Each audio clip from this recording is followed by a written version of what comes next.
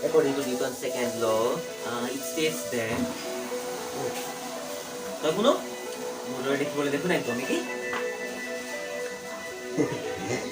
মই কোন হয় সেইটো তই পাছত চিন্তা কৰিবি ধৰি ল মই তোৰ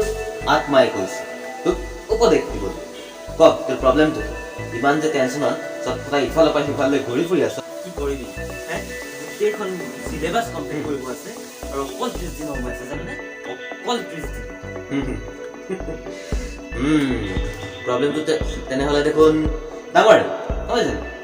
সকলো ল'ৰা ছোৱালীয়ে প্ৰব্লেমটো ফেচ কৰে ৰাইট ঠিক আছে তোৰ প্ৰব্লেমটো কি আছিলে যে তোৰ চিলেবাছ বহুত আছে আৰু তোৰ পৰীক্ষাৰ কাৰণে সময় আছে কিমান দিন ক'লি 30 দিন বহুত কম সময় লাগিছে নহয় শুন 30 দিনত তই যদি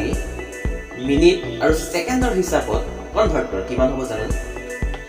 25,92,000 ছেকেণ্ড এতিয়া যে মই তোক কওঁ যে তোৰ ওচৰত সময় আছে পঢ়িবৰ কাৰণে 25,92,000 ছেকেণ্ড তেনেহ'লে তোৰ ওচৰত বহুত সময় থকা গত লাগিছেনে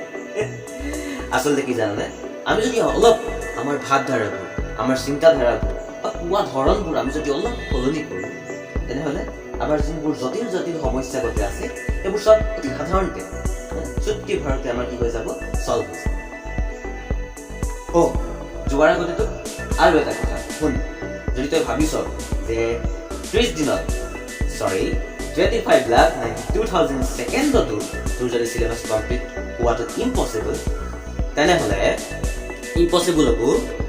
সকলোৱে আপোনালোকেও আৰু তয়ো এনেকৈ ভাবিব ইম্পচিবলটো কি হয় I am possible অ'কে মনত থাকিব গুড বাই